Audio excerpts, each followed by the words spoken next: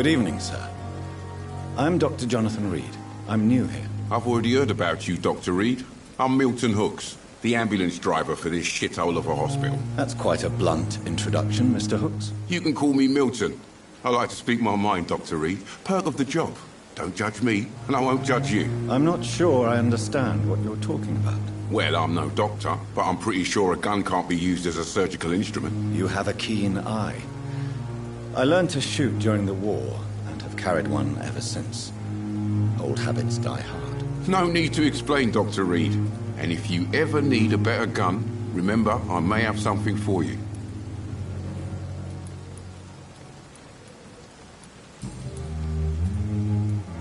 How is the situation around here? You want to hear the situation is all right? It's fucking awful. We lack everything, and it's getting worse every day. So what do you do exactly in this hospital? Apart from smuggling guns, I mean. I've been an ambulance driver since... too long, I guess. I bring sick people here night and day. It's a dirty job, but I get it done. Most of the time. Since you're on the front line, how is the sanitary situation in this vicinity? It's a complete disaster. It's even getting dangerous to enter some streets or buildings. Even the locals attack you. It sounds like things have been a bit rough recently. What's happened? Yesterday I got attacked by the patient I was bringing here. I escaped through the hospital's garden, but I lost my wallet when I was running. You left an infected patient outside the hospital? That's incredibly dangerous. Go there yourself if you want, but be careful, Doctor. I'd rather not bring your dead body back.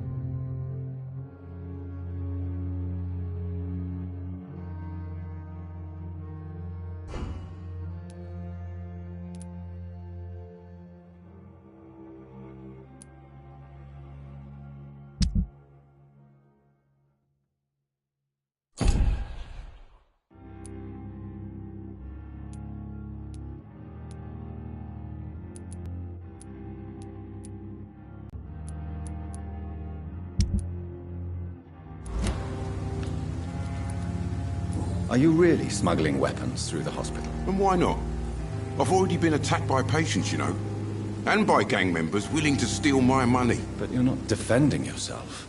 You're selling guns to civilians. You keep people alive your own way, Doctor. I offer them another way to protect their health.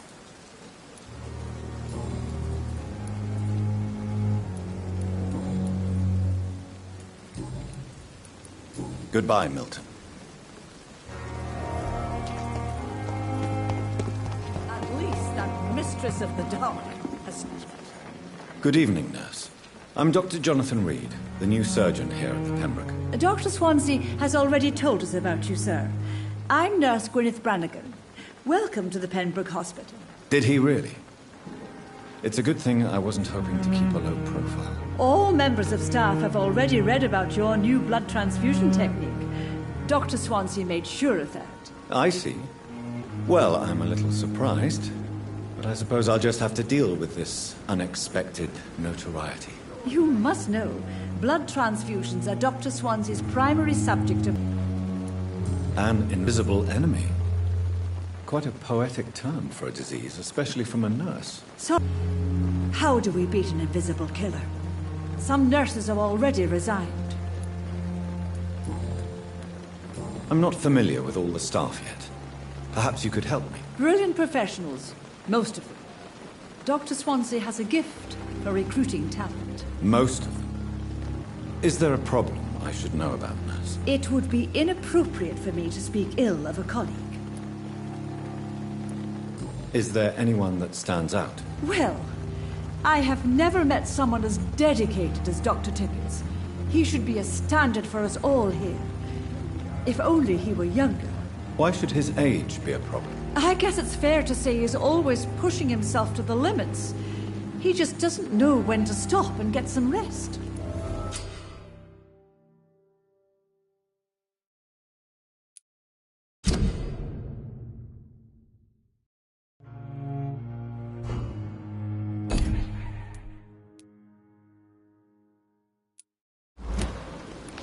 Nurse Brannigan, if you do know something, please tell me. Anything you say will be held in confidence. No. I may disagree with some conduct, but in the end, everybody is doing their best.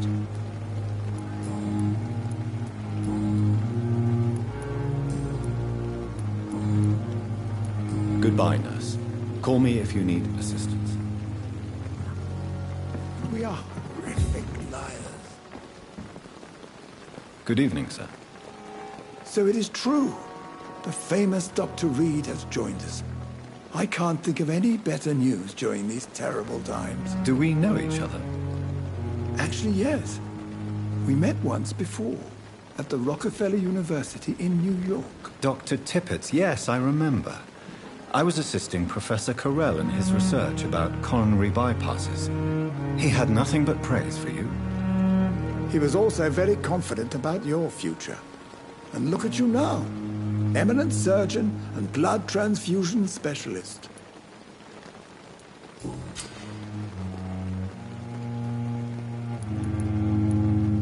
What is the Pembroke Hospital situation? And please, speak freely. This hospital is not exactly the best of London. I'm sure you are used to working in a better environment.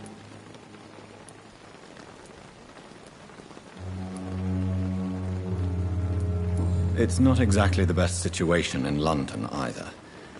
I can't have expected this hospital to be prepared for what was to come. Don't be misled by appearances, Dr. Reed. This hospital does not lack talented people. It just lacks hope. What can you tell me about the staff in the hospital? Some are really good, and others are not so good. But during this troubled period, there is no time for slander. I prefer to focus on the positive character traits. Tell me more about cherished people, then. Nurse Brannigan is a pearl. She is the most helpful and dedicated nurse I've ever worked with. A clever and cheerful woman. You really seem to admire her skills. I'll go even further. If she was a man, she would be a damn fine practitioner. Any opinion about the management?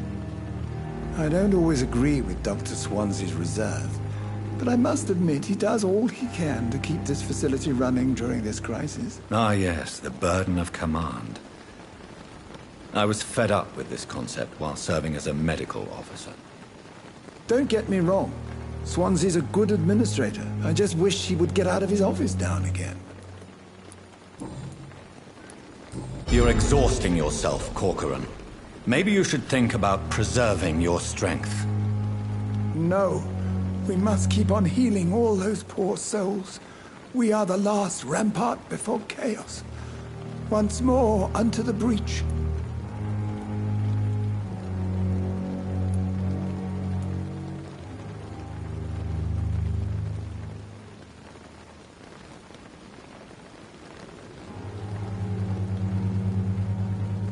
Do you need any medical assistance yourself, Doctor? Come on, don't be ridiculous, dear colleague.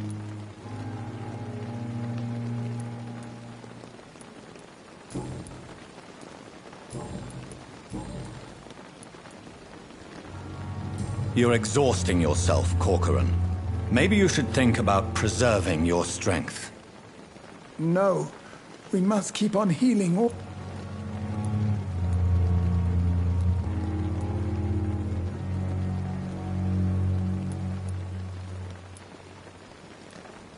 Your attitude is irresponsible, Doctor.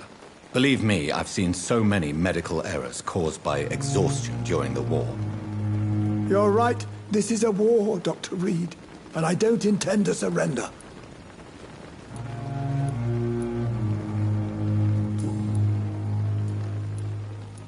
Goodbye, Dr. Tippett.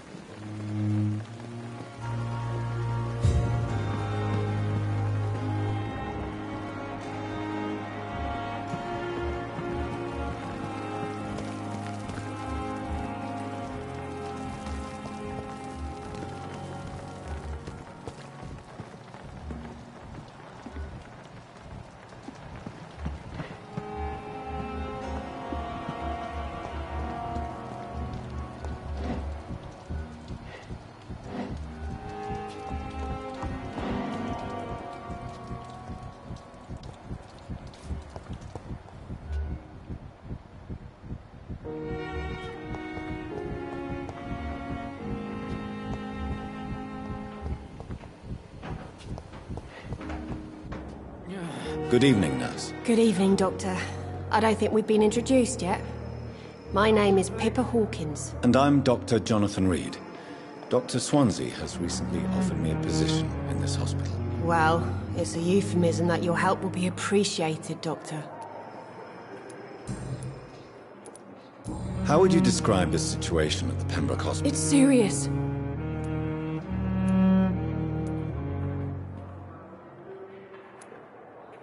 You must get a... Sorry. Nurse Hawkins, the Spanish flu won't last. I wish I could believe you. But what if this epidemic was...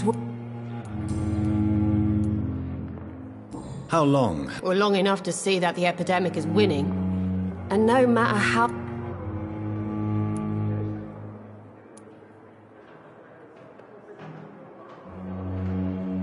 You'd be surprised what dedication can achieve. Sorry, Doctor. How is the Pembroke staff? Well, not well. Milton, the ambulance driver, is even more... Why is Milton grumpy? Milton's not the kind of man who's bothered about... Why does Milton... I don't know. Just ask him. But be...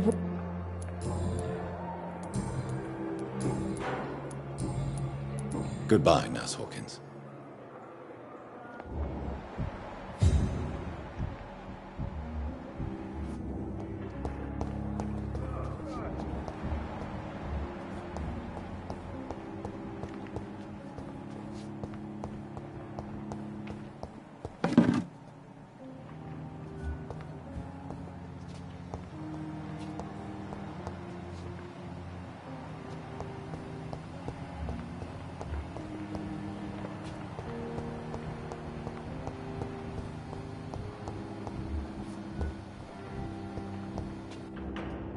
Good evening, sir.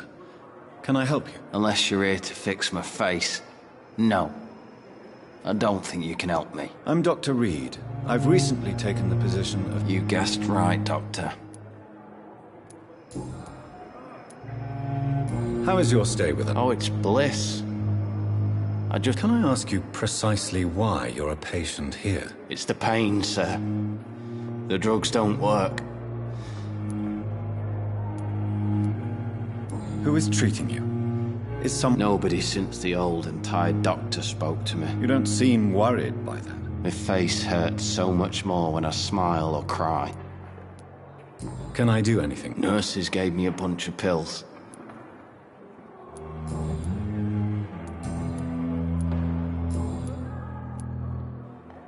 Where were you stationed, sir? I really don't want to talk about all this shit. No offense. I was pushing too much. I served in France myself. I just wanted to know what happened to you. You were an officer, weren't you? Then I doubt we fought the same war, sir. No offense. Goodbye for now, Mr. Elwood. Damn. The pain. It's here again.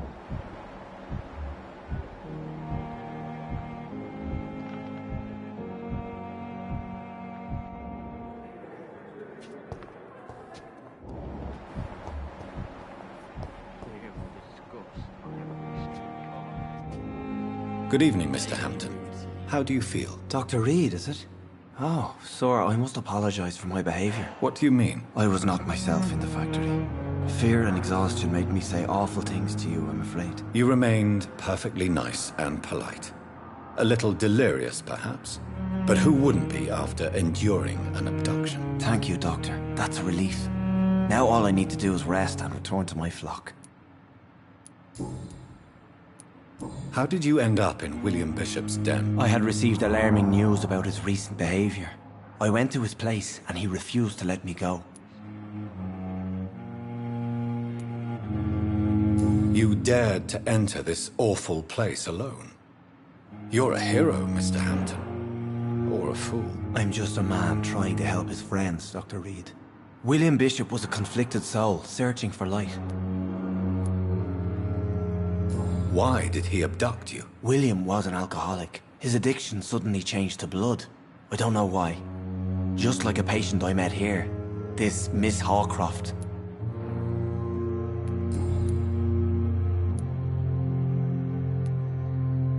Do you know Tom Watts, the bartender from the Turtle? I met him before I found you in the canning factory. Tom? Yes, of course. Always the helping hand, good old Tom. Without men like him, corruption and despair would have wiped out the East End long ago. Who should I avoid in this part of town? Any particularly evil figures? Not really. People are still in despair. How could it be otherwise? The authorities have left us all to rot in this contagious nightmare. No drugs, no advice, nothing. It's a damn shame.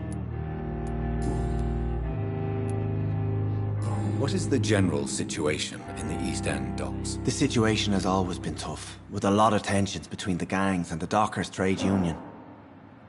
The Wet Boot Boys are very nervous since they lost their leader. Who leads the gang now? Since Clay Cox went missing, it's his wife Edwina who runs the show, with the assistance of her minion, Booth Digby. Has the gang been threatening you? Ah, no. I've had this nickname for so long, you know, the sad saint of the East End. No one dares to bug a saint, not even criminals.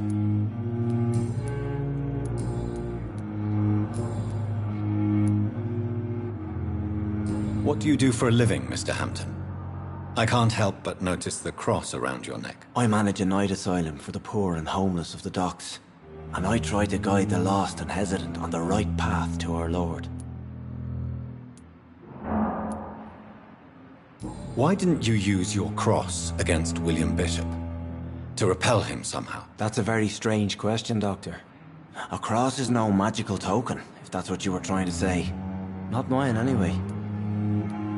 Are you a priest, Mr. Hampton? A deacon, maybe? Not at all, Doctor. I'm just a man of faith willing to preach the good word. How do you feel, Mr. Hampton? Medically speaking, I mean. I feel exhausted. Beyond exhaustion, actually. William drank so much of my blood in his madness. I feel empty. You're in good hands here. Dr. Swansea is well versed in blood transfusion, and I'm sure he'll take the best care of you. Thank you, sir. I believe all I need is rest, and then I can go back to the people who need me. Have you made friends since you arrived? Not really, but I recognize Miss Harriet Jones. I knew her when she lived by the docks. That poor woman had such a miserable life. You never came to see her here. We'll talk again later.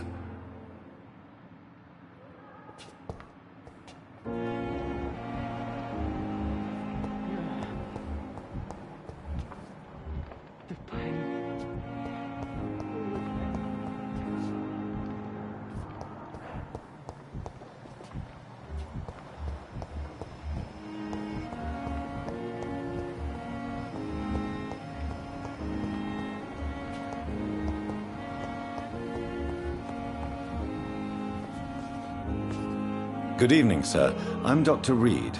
I believe we're going to be colleagues. Reed? Yes, I've been informed about your arrival. I'm Waverly Ackroyd. Welcome aboard, I suppose. Does my arrival inconvenience you in some way, Dr. Ackroyd? Let us just say that I don't particularly share Dr. Swansea's enthusiasm for hiring you. What we need here are reliable professionals, not overrated dabblers.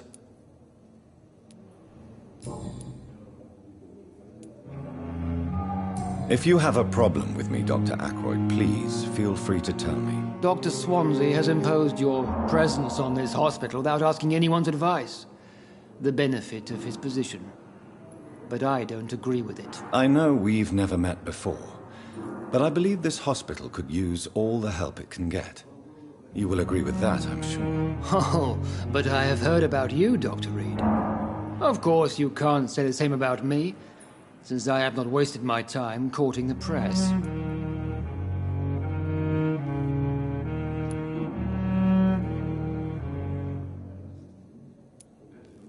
There is no need for such animosity between us. Don't you think the epidemic is already enough to deal with? That is one point we could agree on. And that is precisely why I want to be sure that you will be of help to this hospital, instead of a burden. Since your tenure in this hospital is longer than mine, perhaps you can tell me more about this place. Let's just say I'm tired of the carelessness around me. I have always respected the skills of Dr. Swansea, but over time his enthusiasm has become displaced. Carelessness? Exactly what are you talking about? We're here to save lives. The people who trust us are not volunteering for experimentation. They're here to be healed. I don't intend to run any radical experiments, Doctor. Even if I, as any good practitioner should, express an interest in pushing the boundaries of medical research. Modern medical methods were created through audacity and ego. But there are rules in our line of work, and they're here to protect our patients.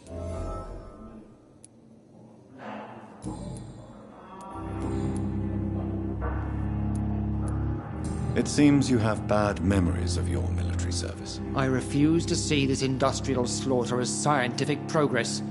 War only reveals the worst in men. We can at least agree on something, Dr. Ackroyd. I don't know what you've heard about me, but I have already proved my value as a practitioner. I don't question your skills, Dr. Reed, but your motive.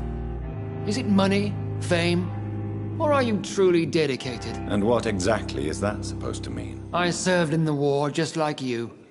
But unlike you, I did not use the wounded to play the modern sorcerer. Be careful what you insinuate, Dr. Ackroyd. I only want you to admit you used those men to improve your theories.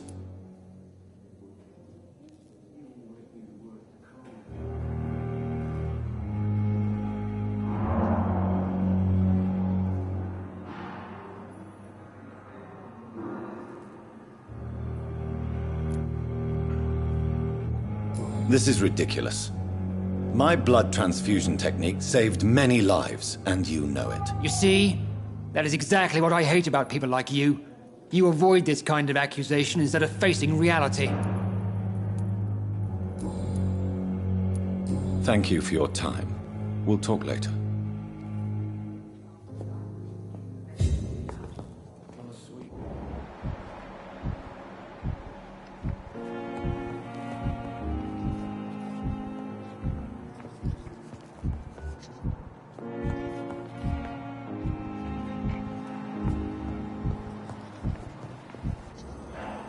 Good evening, Doctor. I believe we're going to be working together. Dr. Reed. Dr. Swansea informed us of your arrival, but I could not dare to believe we'd have such good fortune. Such an honor, sir. Thank you. And you are? I am Thoreau Strickland, Dr. Thoreau Strickland. I'm a great admirer of your work, Dr. Reed.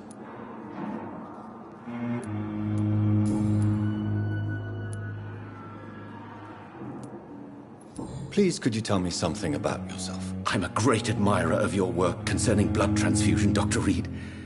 I run my own experiments. I'm convinced it's the future. What made you choose to be a doctor? I'm not ashamed to admit you and your work have inspired me. I am honored to have the opportunity to work by your side.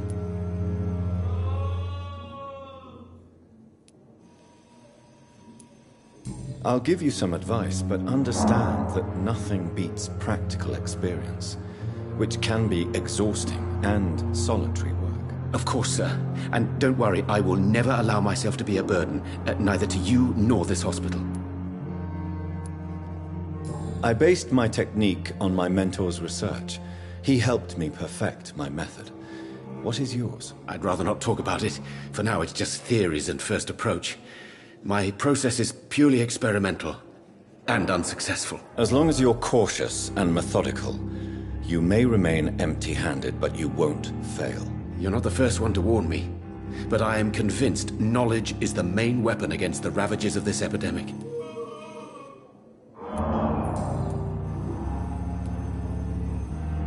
What can you tell me about the Pembroke? Well, it has always been an honor to work with Dr. Swansea.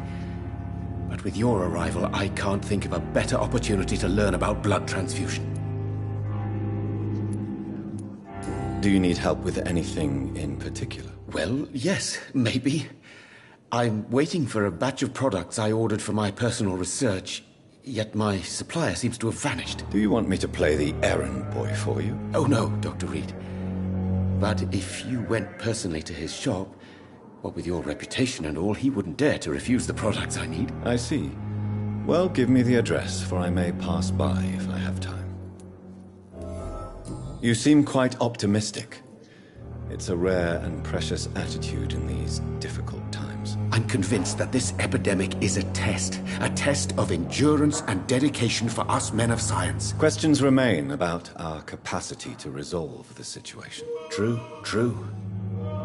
Last summer, during the first wave of the epidemic, I used to joke with Milton about the extra work. We're not smiling now.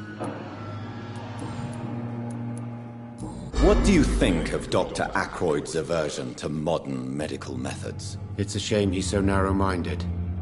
Dr. Swansea taught me that science is about exploring uncharted territory. I'm convinced that's true. With the influenza and all that's going on, you should put your differences aside, don't you think?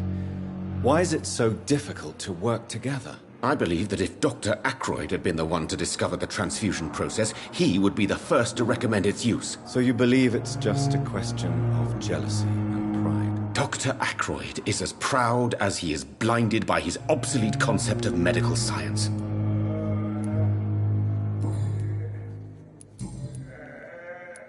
Tell me more about your willingness to experiment with new medical techniques. Harvey Fiddick is a patient suffering from a severe injury that could cripple him if not treated correctly.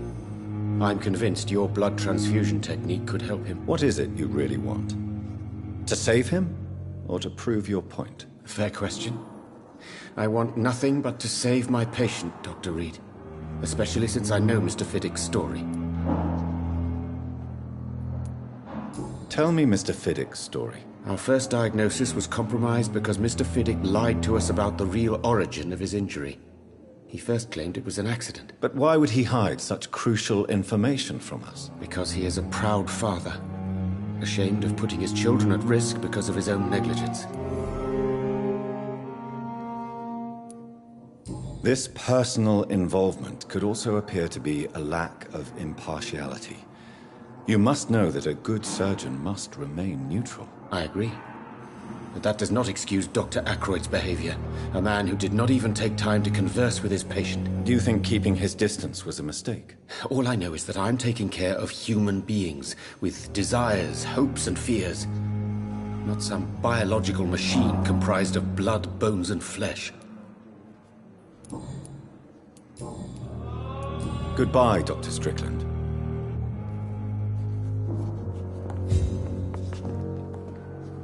What can I do for you, Doctor? And Mr. Hampton, the patient we brought in. How does he fare? I gave him a sedative to help him sleep. Poor thing was in quite a state of shock.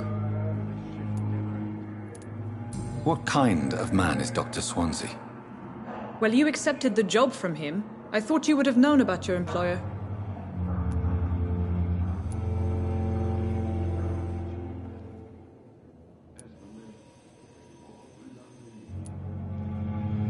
Apologies, I've only just met him the once.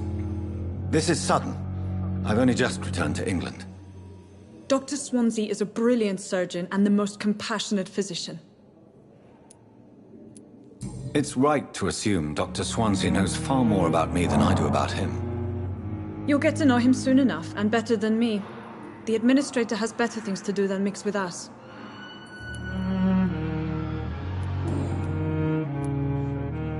If you could point me in the direction of my room again, nurse. Second floor of the hospital, left after the stairs. It's the last vacant office at the end of the corridor. Thank you, Nurse Crane.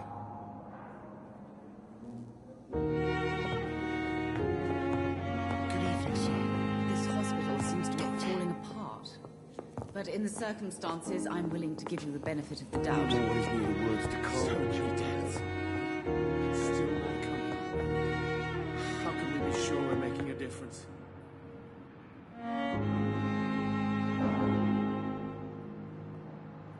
I'm all right. Don't waste your time with me.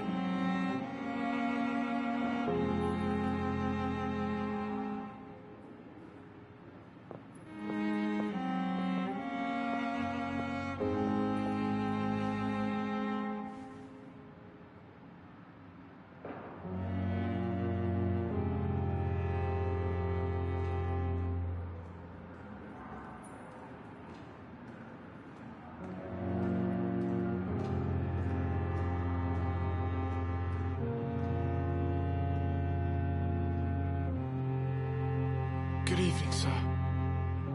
Doctor.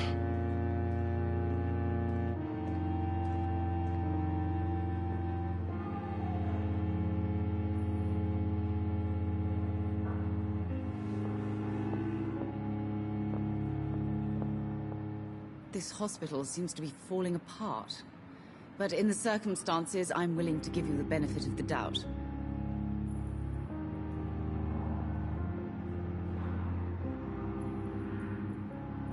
I'm all right. Don't waste your time with me.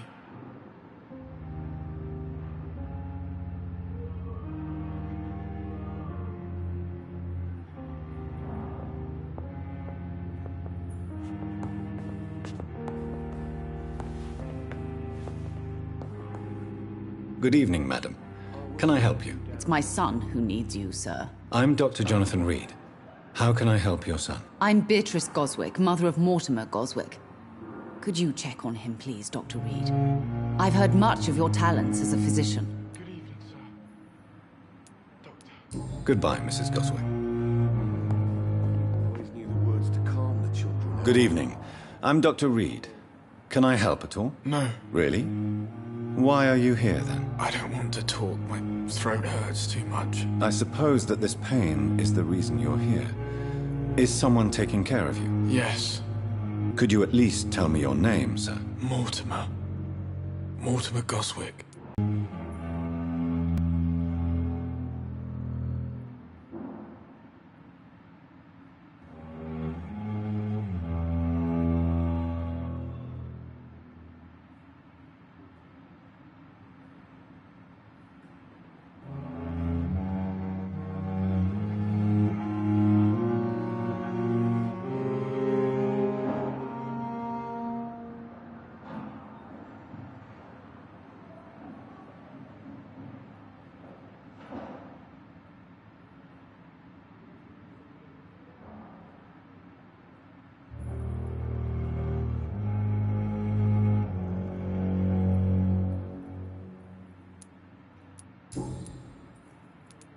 Tell me about yourself, Mr. Goswick. I don't want to talk, Doctor.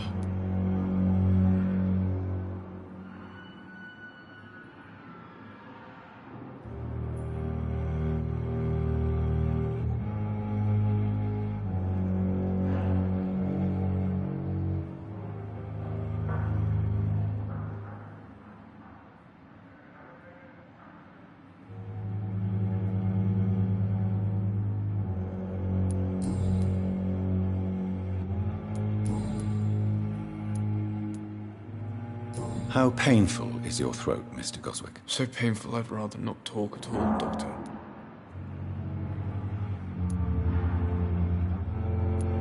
I'm sure you realize a doctor and his patient have to communicate, sir. Would it help if I gave you some paper and a pen? Not really. I see. Then maybe it's not just your throat that hurts, Mr. Goswick.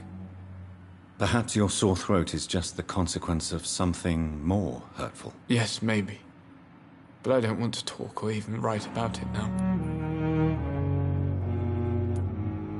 How painful is your throat, Mr. Goswick? So painful I'd rather not talk at all, Doctor. I'll let you get some rest, then. I'm alright. Don't waste your time with me.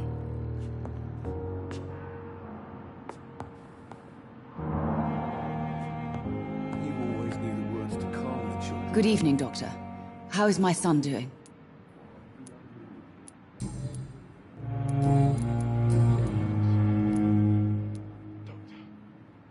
What do you think of your reception here? Any complaints? I have had the uttermost reservations about this hospital since we arrived. But we had no other choice, considering the state of emergency. Is there something in particular that's bothering you? Some of the staff were not especially welcoming. I suspect they're not accustomed to dealing with patients of such social standing. What can you tell me about yourself, Mrs. Goswick? Not much to say. Just take care of my Mortimer and I'll cover all the expenses. That's all that matters. May I ask if you have an occupation, Mrs. Goswick? I'm a teacher by profession.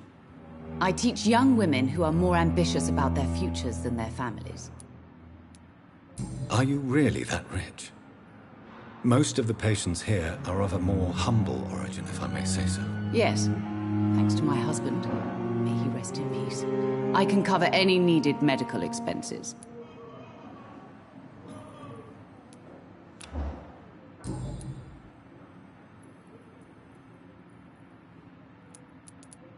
Tell me more about your arrival at the Pembroke Hospital. What gave you such a bad first impression? The ambulance driver was quite rude, for a start. And that nurse, Miss Hawkins, seems to have quite a dubious attitude. What do you mean? She managed to secure a bed for my son despite the epidemic. It was a relief, but it wasn't cheap.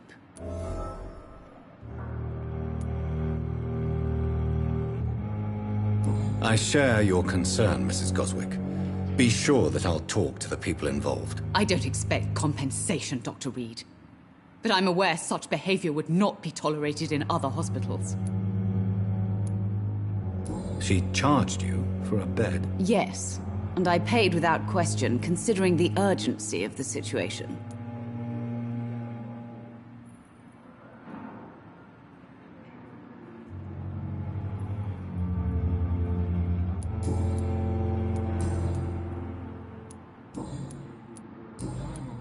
Goodbye, Mrs. Goswick.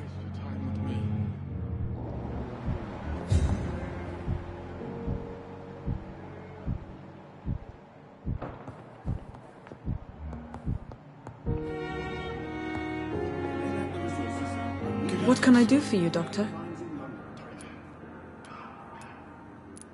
Thank you, Nurse Crane. I never could keep anything from her. Good evening, sir. I'm Dr. Reed. May I help you? I don't know if a third opinion is needed. Your colleagues are already arguing about my condition. I see. Would you mind telling me more about your situation? I'm Harvey Fiddick. All I want is to get me bloody arm fixed properly.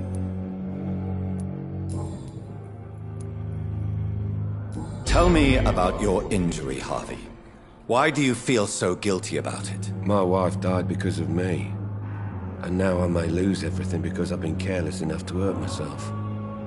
What an arsehole.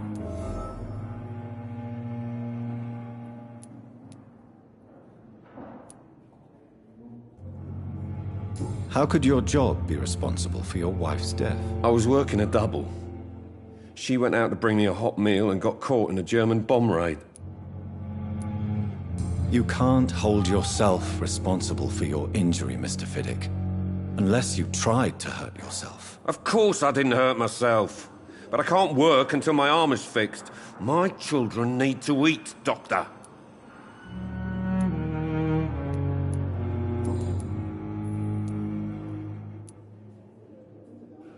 Tell me more about the death of your wife, Harvey. 1915. I was in the army. Building workshops for the Royal Flying Corps. Helen was happy I wasn't sent to the front. What happened? The Germans sent Zeppelins to bomb the construction site, but they missed their target. My wife was bringing my dinner when the bombs fell.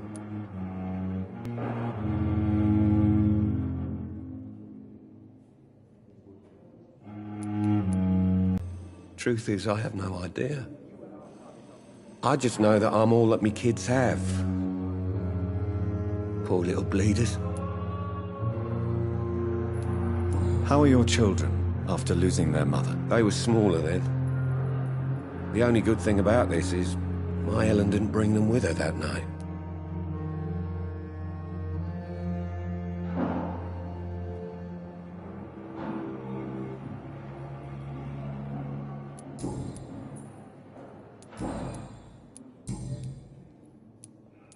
Tell me about the doctors who are arguing about your case. Strickland and Aykroyd. They both want the best for me, but there's a lot of pride there.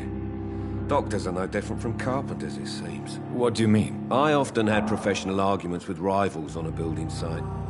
Difference is, I disagreed about wooden nails, not flesh and bones.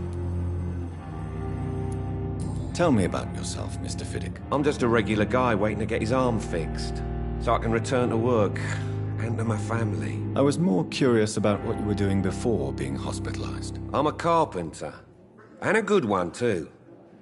But that means I need both arms to feed my family, Dr. Reed.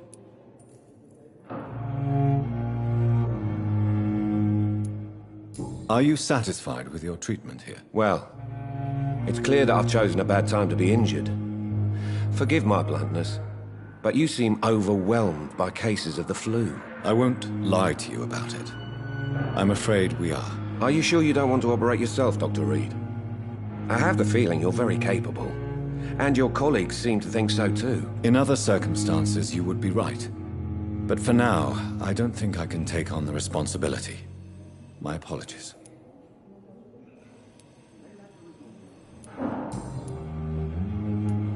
Goodbye for now, Mr. Fiddick. I'll see you later. I will not let you down, my boy. Good evening, sir. Doctor.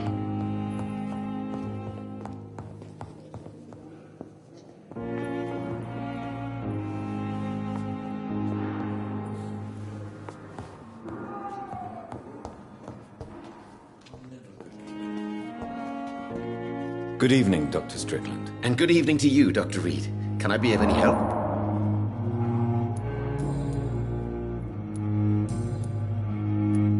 Goodbye, Dr. Strickland.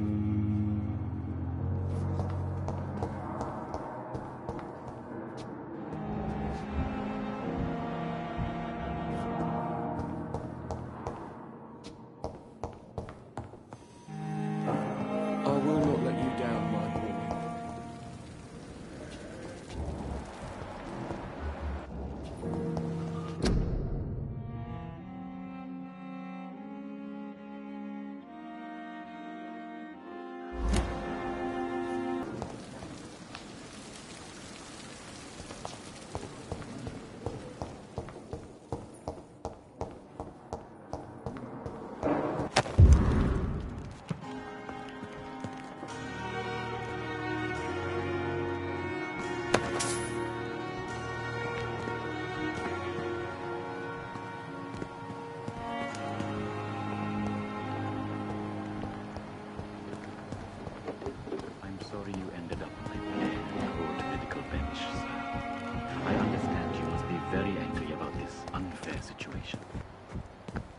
To arrange to have you buried in the same mass grave as your wife. I hope that might help.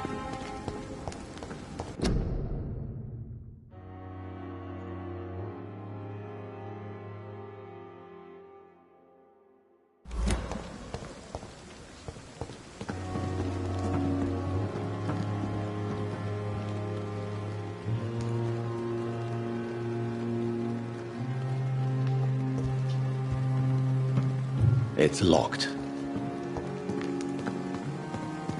I'm sorry you ended up on a cold medical bench.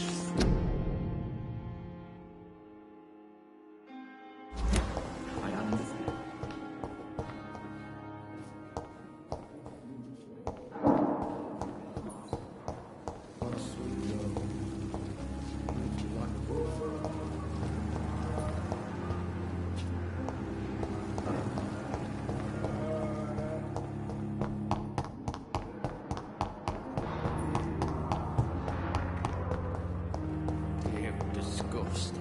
The giant morgue disguised as a hospital. Daily Just routine. Pembroke nowadays.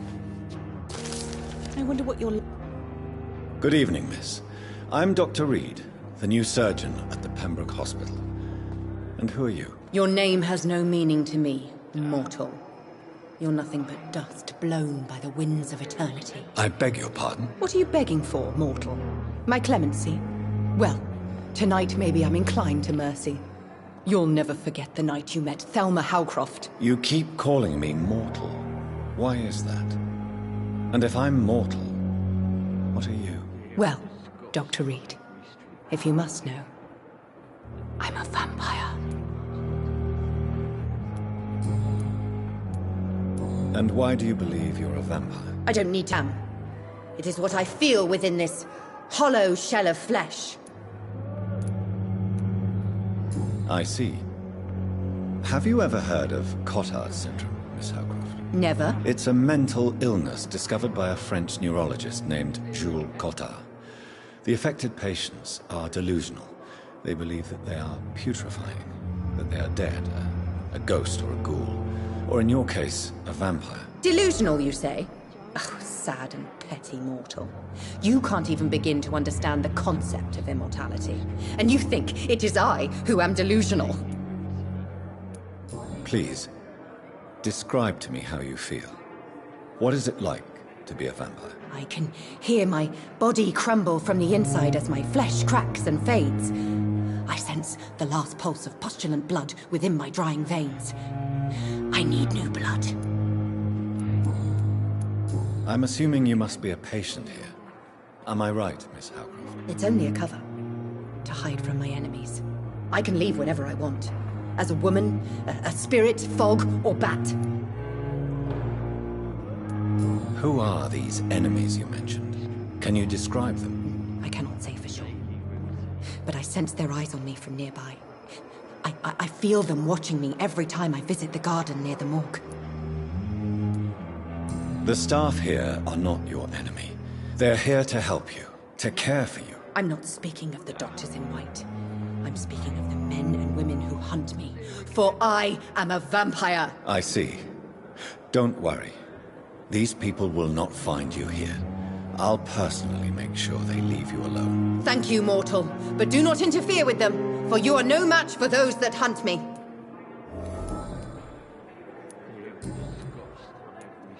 I'll leave you, Mistress of the Dark, to your nocturnal activities. I wonder what your last thoughts would be, sir.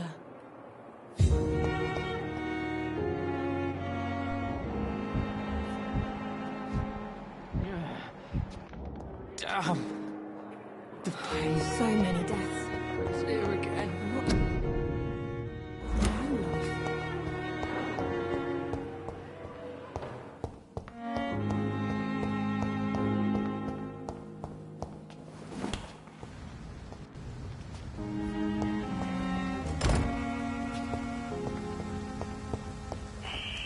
Scowl voices in the garden. I should investigate. If they were to find somebody...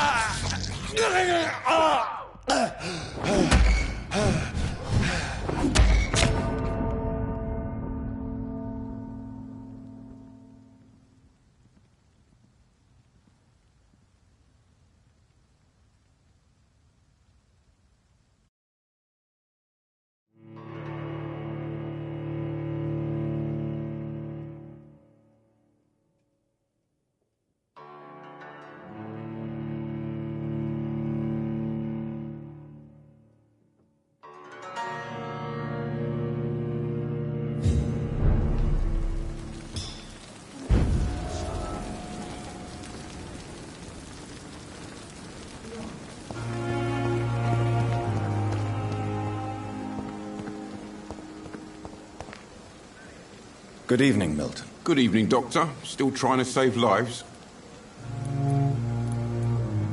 I'd like to see your goods. Wise choice, Dr. Reed.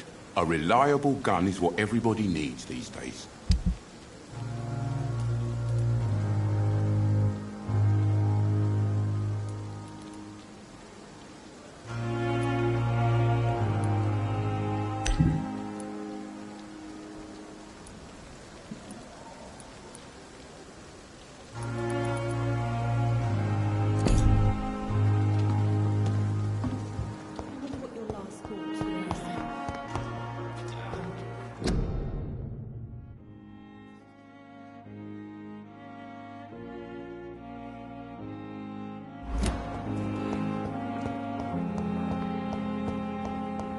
It's locked, all right.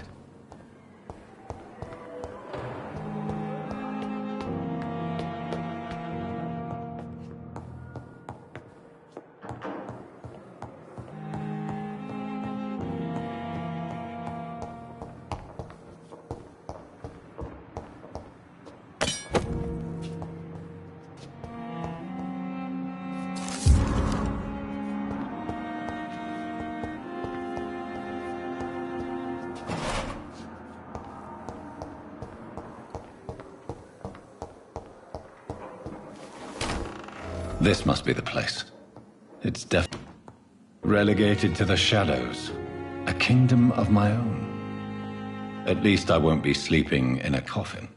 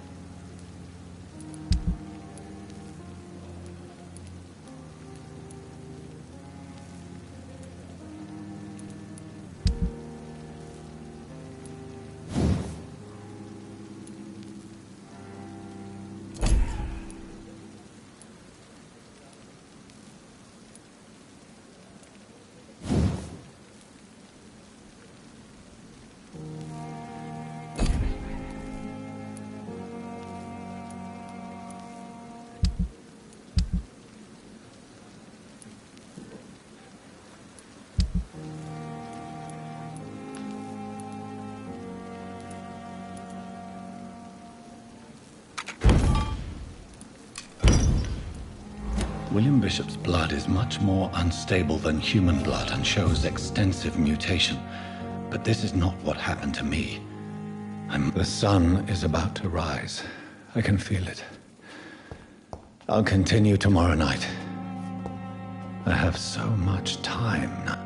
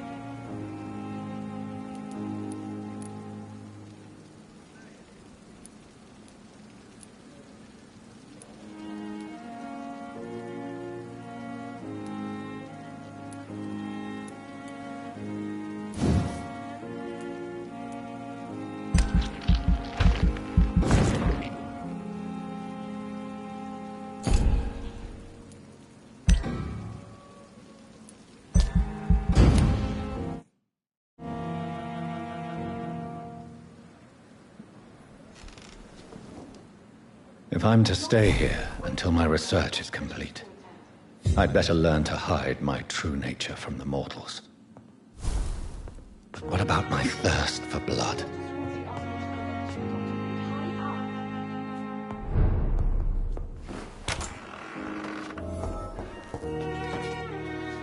Yes, Nurse Crane? How can I help you? I'm so sorry. I know Dr. Swansea wanted you to rest, but we have somewhat of a crisis. A crisis, you say? Our supply of antiseptics is nearly depleted. I was hoping there was another box up here, but...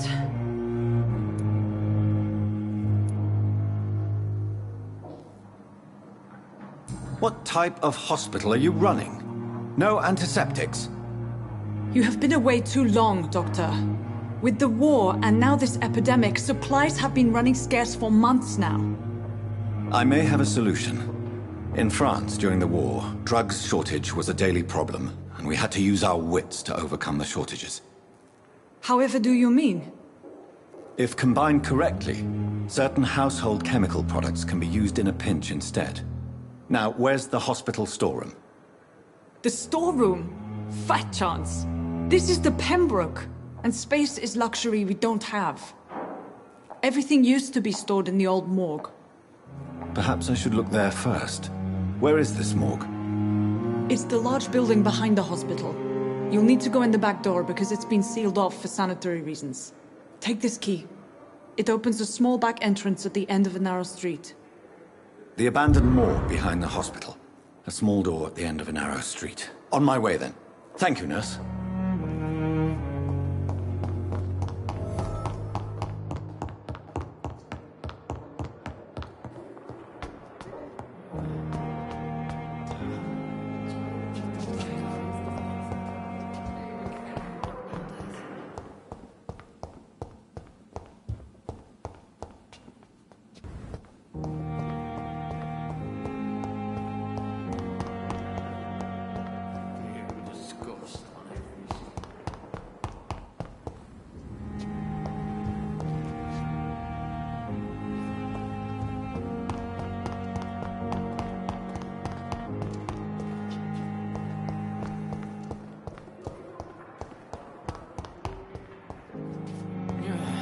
It's locked, all right. The pain. It's here again.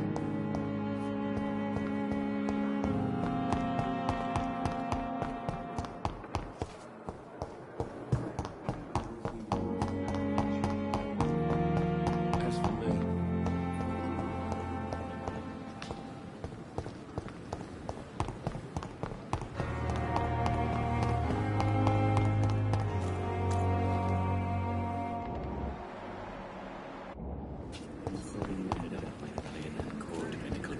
Thelma Howcroft said she was being watched by vampire hunters. Where are they hiding? I should investigate.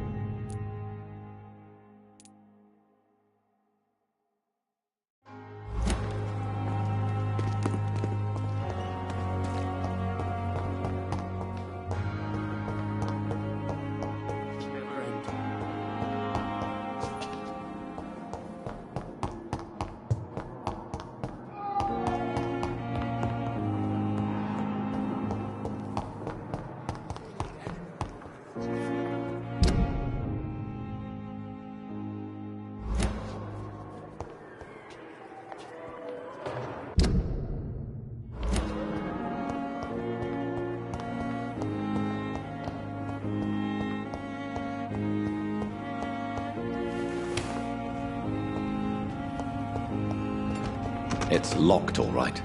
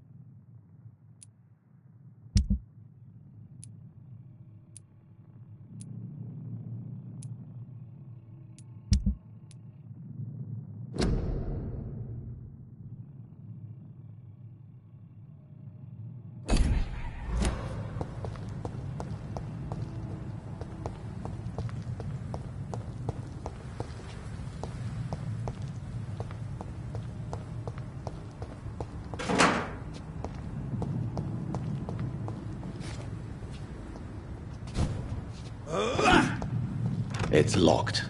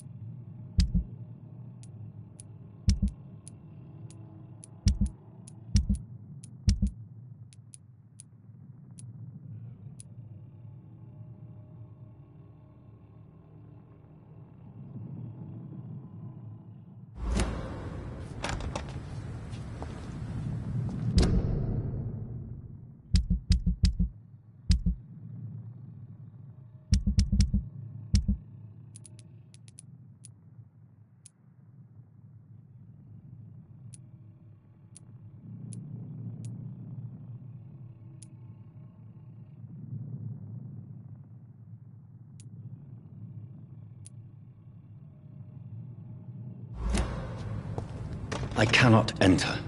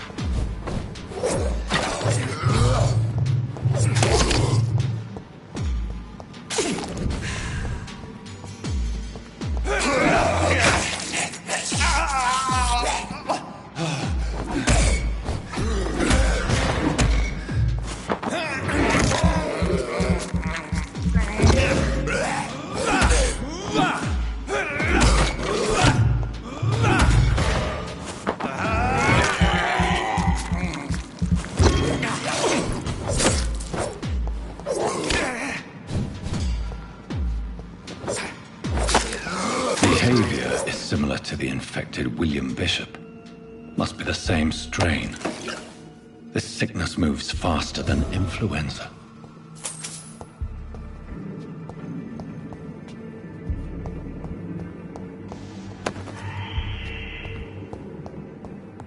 This key will surely grant me access to the basement.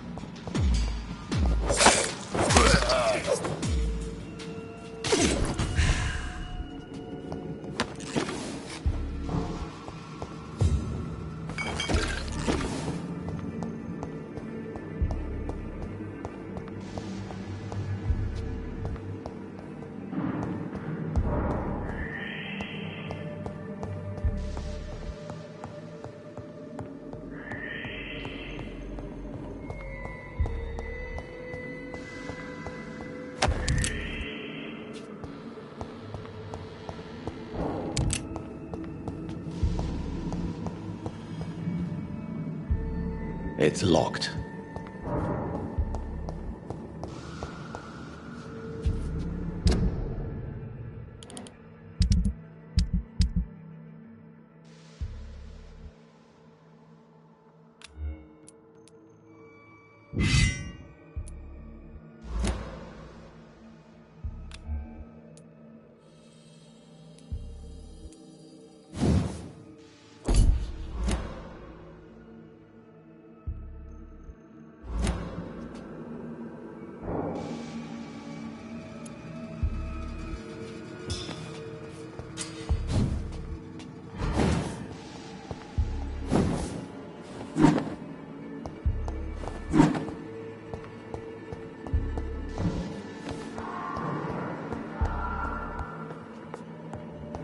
Balls of Mars, fortifiers. As popular as they are ineffective. But they do contain iron tartrate, and that might prove itself useful.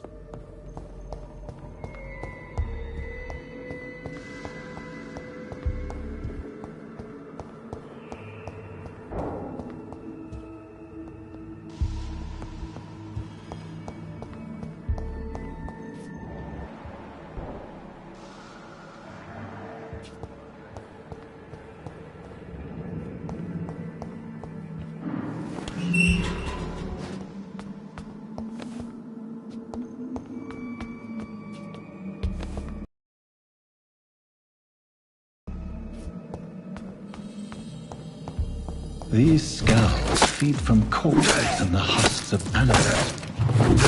They're not after blood.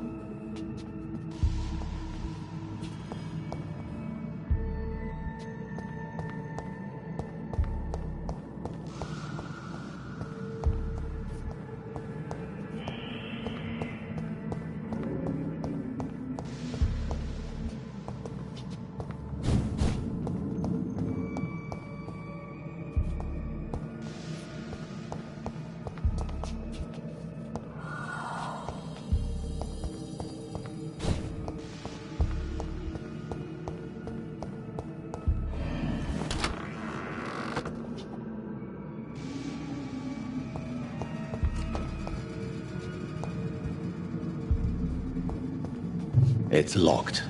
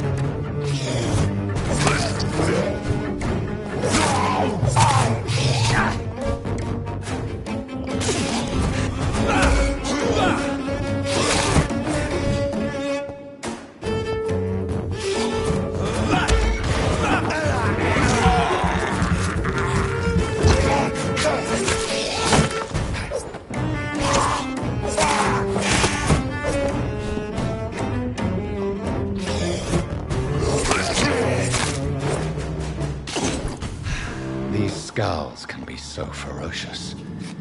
I'm not sure I can defeat them without becoming stronger. To drink blood is so tempting. Sodium hypochlorite. Dangerous to administer, but efficient in the proper dosage.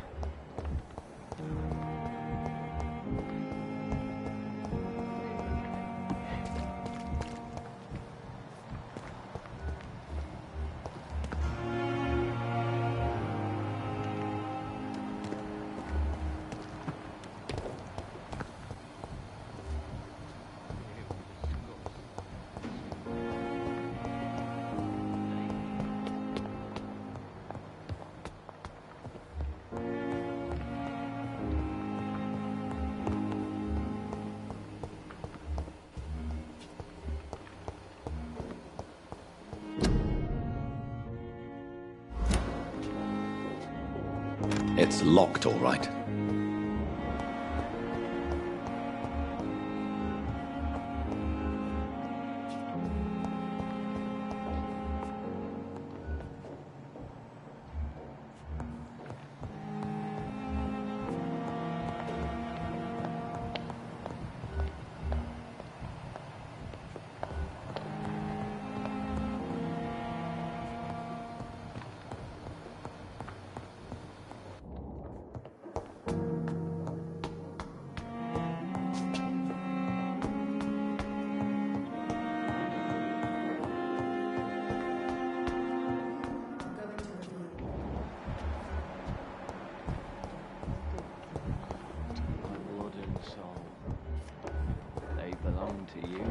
The life running in you. Yet flesh needs it. Oh, please.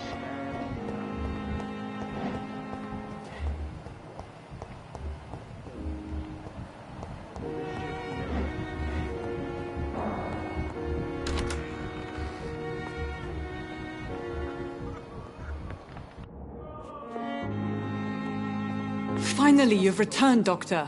Did you find anything of value? Yes, nurse. You've worked your first miracle, Doctor. Now, this patient here needs immediate treatment. Duty calls. When the storm has passed, I'll show you how to mix the remedy yourself with the same basic ingredients. Many thanks, Doctor.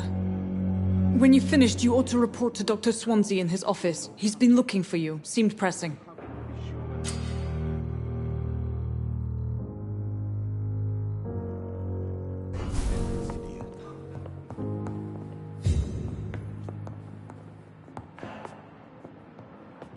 Good evening, Mr. Goswick. How are you? I'm okay.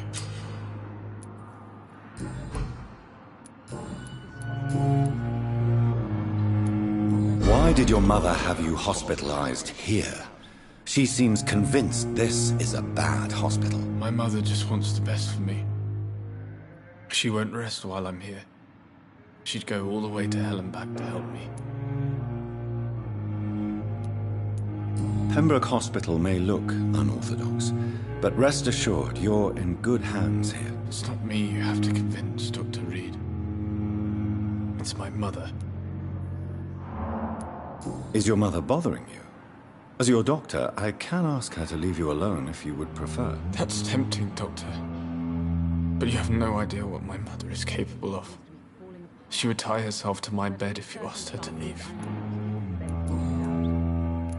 How painful is your throat? So painful. I have to go now, sir. But don't hesitate to contact me if you need any help. Good evening, sir. Good evening, Doctor. How is my son doing?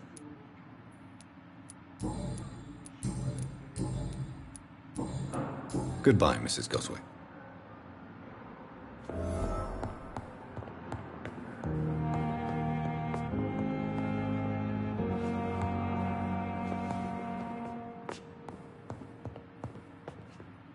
I will not let you down, my boy.